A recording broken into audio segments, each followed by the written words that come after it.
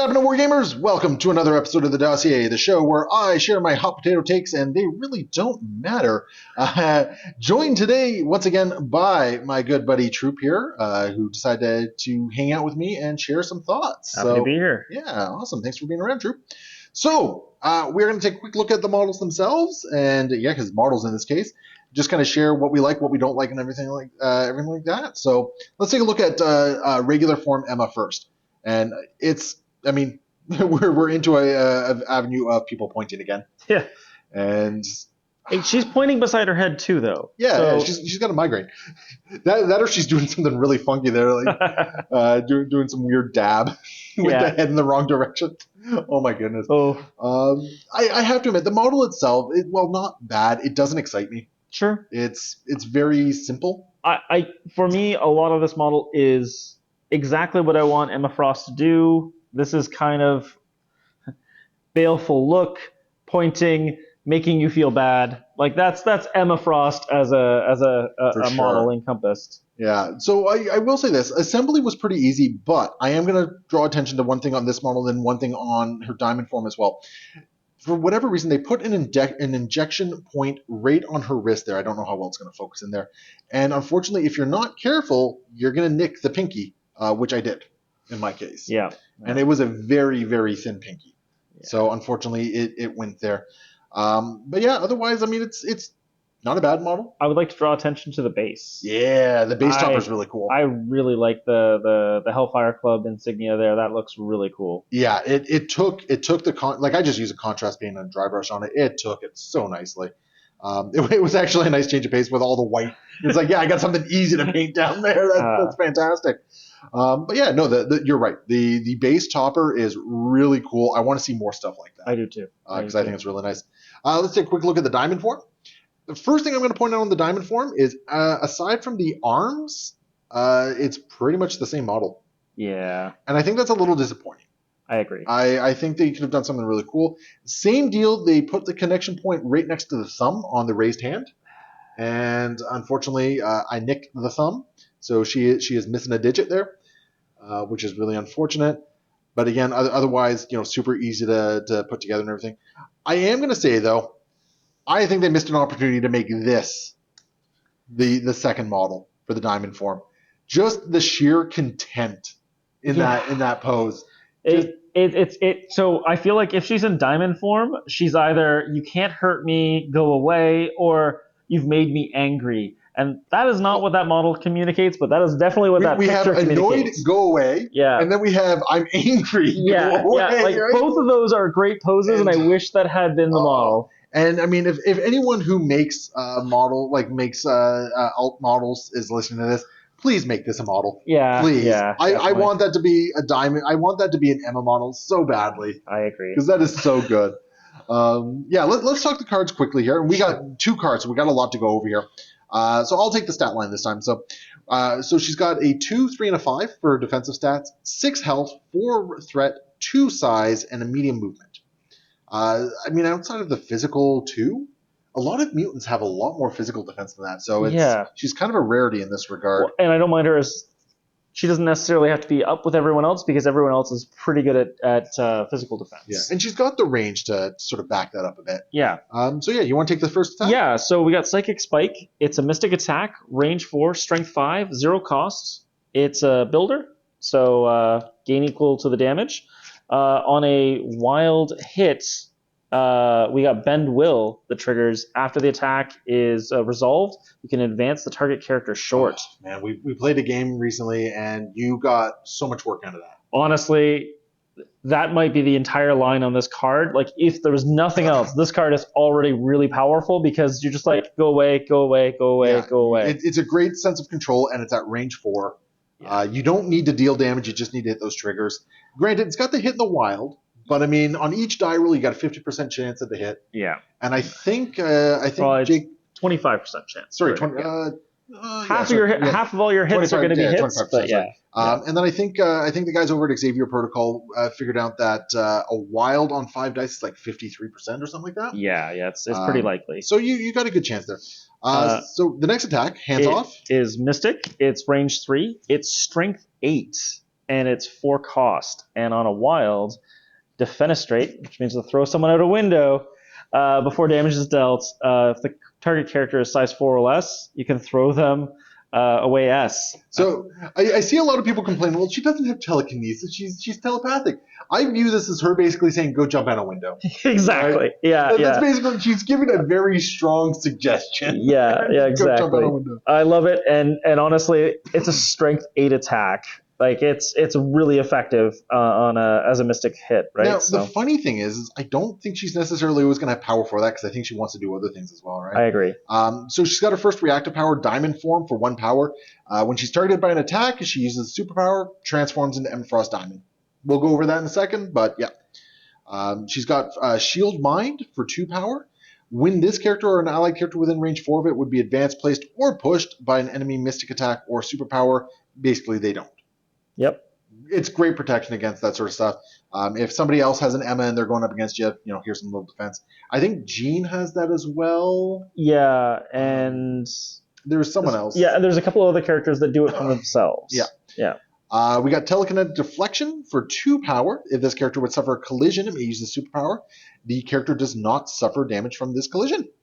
Seems good. And the really unfortunate thing about this is in the game that we just recently played, I threw you into something, but you're in Diamond Form. Yeah, disappoints. And then Power Inhibition. During this character's activation, enemy characters cannot use reactive superpowers. I think in a game we might have misplayed that there. Oops. Yeah, I think I might have gotten some telekinetic shields in there. Right. Yeah. And then her other side is pretty much nothing really changes. It's identical. Yep. So let's talk sassy, contemptful Emma here. So on this side, she's got 4s across the board for defense. Yep. She's still got the same 6 health. She's still size 2 and still medium.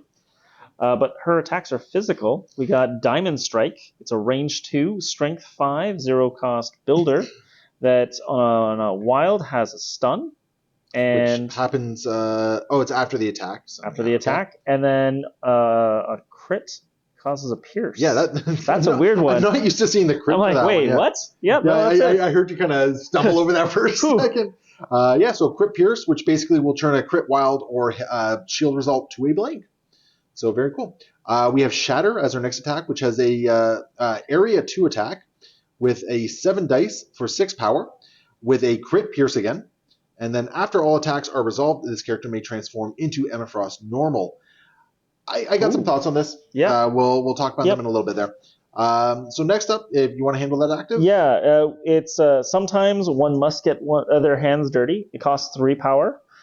Choose an interactive terrain feature size 3 or less within 2, and throw it medium. The superpower can only be used once per turn. Yep, gotta love a throw. Pretty solid throw, and it's size 3 or less, so you can hand off those small vans and stuff like that. It's kind of a shame it's not a character throw as well. Yeah, that's what it is.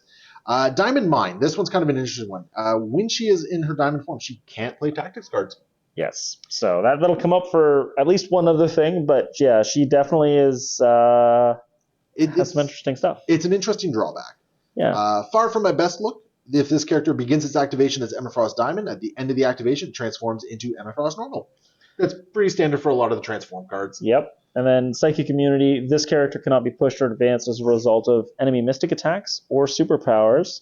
Additionally, when defending against mystic attacks, this character counts blank results in its defense rolls as successes.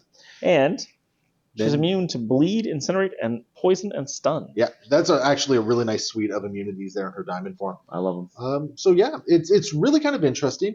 I think it's my big problem with the card itself is I feel the 2 cards play at odds at each other.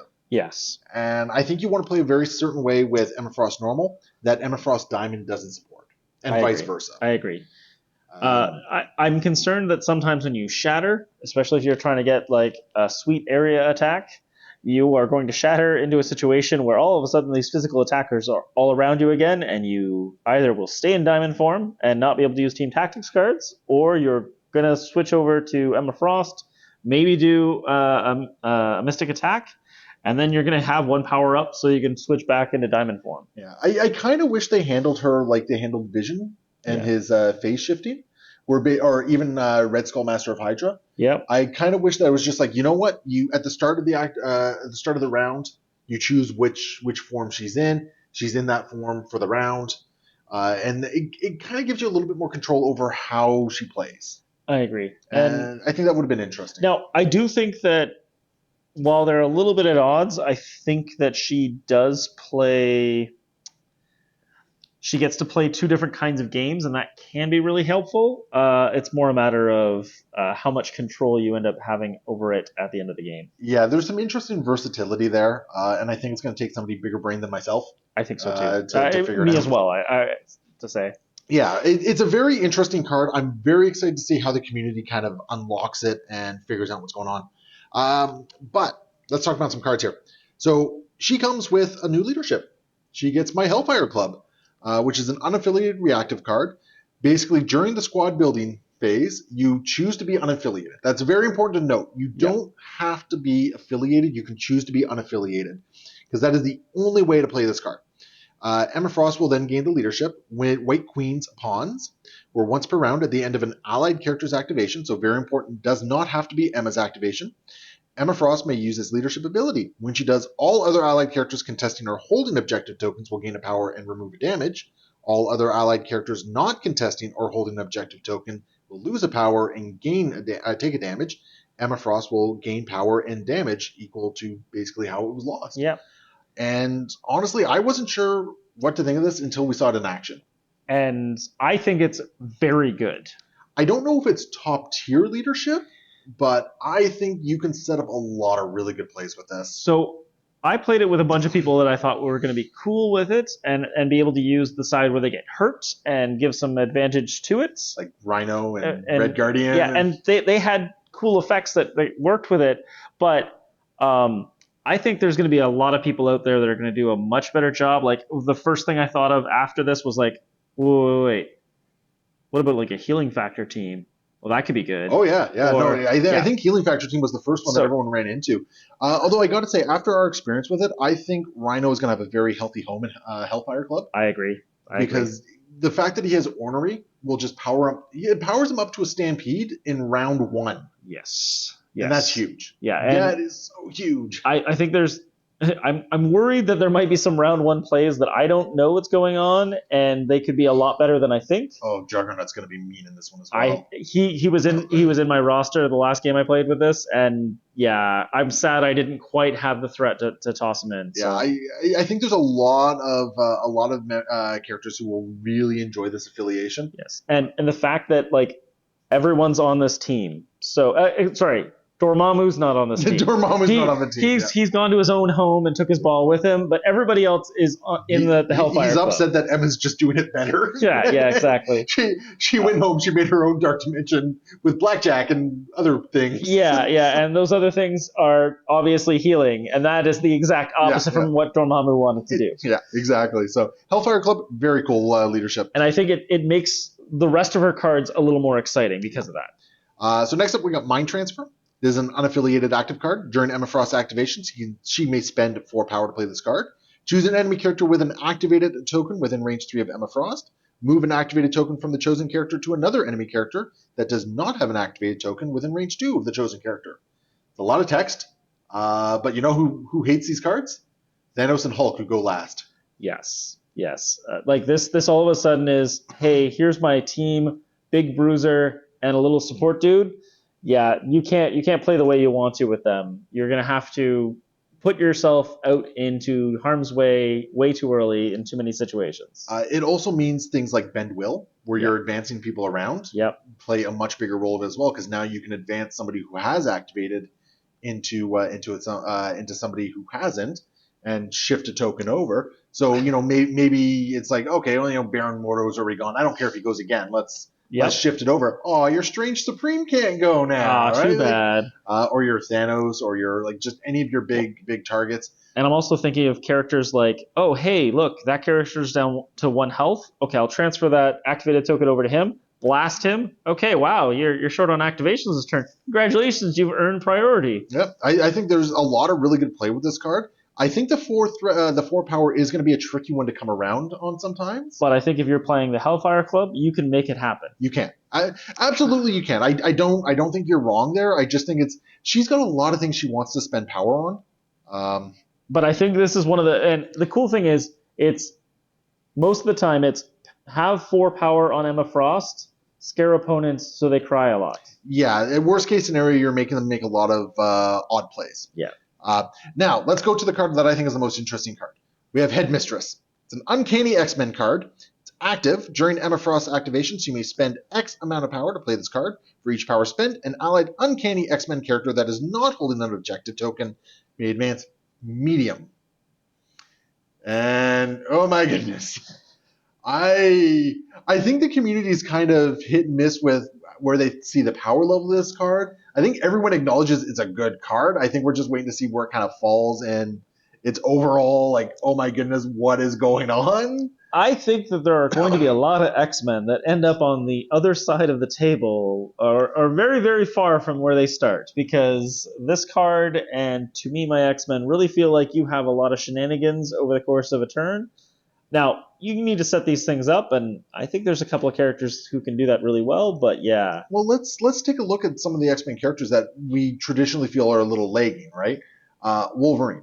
Yes. Giving him a free medium advance to get him within range 2 of his adamantium slashes. Exactly what he needs. I love it. Colossus, medium advance on that big old base of his. Yep. All of a sudden, he's now bodyguarding a lot better, which is really cool. Who else do we got that? I think Rogue oftentimes finds herself in a situation where she's charging the closest person because they're the person she can charge. Now it's no, go get the one in the back that you wanted to fight. Yeah, let's just be honest here. Like, I don't think anyone dislikes having a medium advance, right? Maybe Cyclops. He's a stick in the mud. He doesn't like anything. Well, even Cyclops, getting him within range of his attack, like getting him into a better position to get the big beam off. That's right? fair. Yeah, sweet beams. Like, it's there's no character that does not like an out of activation advance. And considering a lot of X-Men teams are probably 5-6 characters, like, it's not outside of the realm of possibility to run this card pretty easily. Yeah, so I think a lot of people are talking about this card right now as an early game card. I think this card might be crazy late game because I think it'll let you do some crazy plays on a turn that people aren't expecting it to happen. I'm actually inclined to agree with you. I think it makes for an excellent round 3 card. Yeah. Where, like, stuff is starting to hit the fan. You need to reposition, do some stuff, kind of regroup, and this card will let you do it. Yeah. And it's just a crazy amount of mobility. But yeah, so that is Emma Frost. Like, overall, what's your feelings on the character? So I think the character card itself is fine. Yep. But I think her cards kind of push her over the top. Yeah, I think her cards bring a lot of utility to her. She is very much a tech piece. Yep. But I think people who kind of wrap their head around how she plays will be very much rewarded by that. I think so too. And I think she's going to be interesting. I do like the fact that, like, she is competing in what's becoming a very crowded slot. There's a lot of really cool 4 threats out there. But I think between her becoming a leader of everyone else in the game or becoming one of the best ways to move X-Men around, I really like where she's sitting. And I think she's got a good argument to be in a lot of lists. I think a lot of them are going to be more X-Men or Hellfire Club related lists, but she's very strong that way. So I guess here's the question. When it comes to Emma and Hellfire Club, does it always make the 10? I don't know. Actually, I take it back. Yes. I think that Hellfire Club could be one of the best X-Men leaderships in the game. So, okay, let's go one step further then. You feel it always makes the 10. Now, do you still feel like you kind of have to build a team that benefits from that? Because obviously you can build a potato team that's just not going to do anything with it, right? I don't think any of the X-Men are upset about gaining power, and there are a bunch of X-Men that already have healing factor that kind of relish that. So it's more a matter of if this double affiliation feels like it's relatively cheap, and I think there are a lot of games where having the extra power is going to really matter. Okay, no, I think that's fair. I definitely think Hellfire Club makes a very strong argument for always being in the 10. I don't know about Mind Transfer. I think it's a good scare card, but I don't necessarily. I think it's going to be matchup dependent. I think so too. I think you save it for matchups where you think you're going to see a Hulk or a Thanos or. Yeah, some people like that. Yeah, and I think if you're playing Emma in X-Men, I think Headmistress is a very easy argument for the 10. Yeah, Might agree. not always make the 5, but I think it always makes I the 10. agree. I agree. But all in all, I think she's a really solid character. I think she's going to bring a lot of interesting stuff to the game, and I'm happy with her inclusion. Me too. Yeah. All right. Well, thank you so much for watching. Leave your comments and opinions below as well. And of course, if you're looking for a way to support the channel, hit up patreon.com/AegisBrand Love all the patrons out there. You guys have allowed us to make some improvements to the channel and the content that we put out. So thank you so much for that. And of course, thank you all for watching as well. Every support is greatly appreciated. We will see you next time. Happy wargaming.